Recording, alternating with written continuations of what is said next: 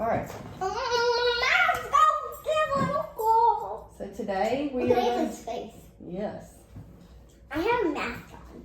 Abby did it. I see that. All right, listen. Today we're going to be studying John chapter 4. John chapter 4.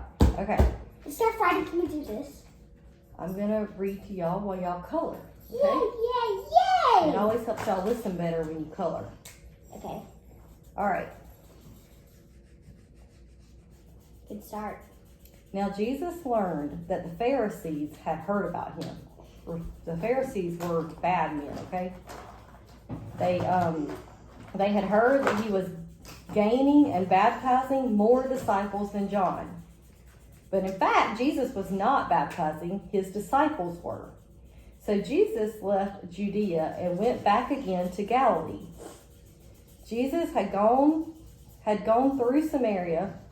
He came to a town in Samaria called Sychar. It was near the piece of land Jacob had given his son Joseph.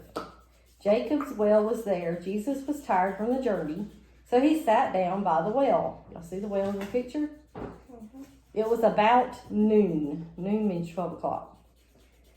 And you remember, well, we studied this a long time ago, but Jacob gave Joseph a well. Joseph is the one that had the coat. These were Jesus's like great grandfathers, okay? So Jesus came to that same well. Okay? Mm-hmm. A woman from Samaria came to get some water. Jesus said to her, "Will you give me a drink?" His disciples had gone into town to buy food. So this lady comes up to the well and he's sitting there and he asks her for a drink, right? Mm-hmm. She's probably going to beg. She's probably going to say, "Are you a Samaritan person?" Well, let's see what she says. The Samaritan woman said to him, "You are a Jew. I am a Samaritan woman. How can you ask me for a drink?"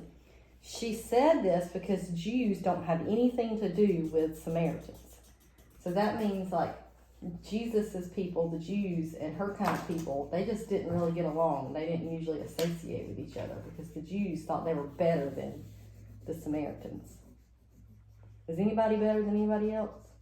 No. Especially because of some way of the way they were born, right? All right, Jesus answered her, "You do not know what God's gift is, and you do not know who is asking you for a drink. If you did, you would have asked him. He would have given you living water." Y'all say that, living water. Living water. Okay.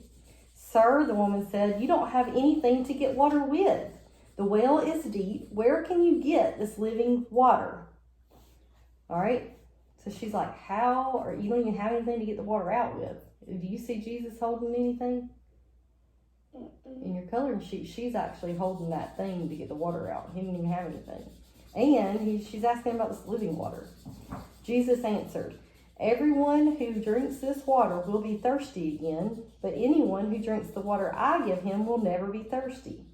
In fact, the water I give them will become a spring of water in them. It will flow up to eternal life." The woman said to him, "Sir, give me this water. Then I will never be thirsty, and I won't have to keep coming here to get water."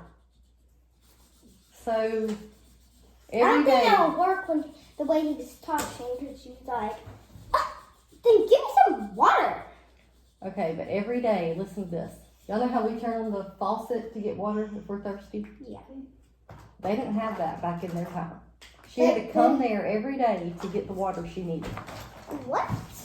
You know how like when you want a bath, you just turn the water on?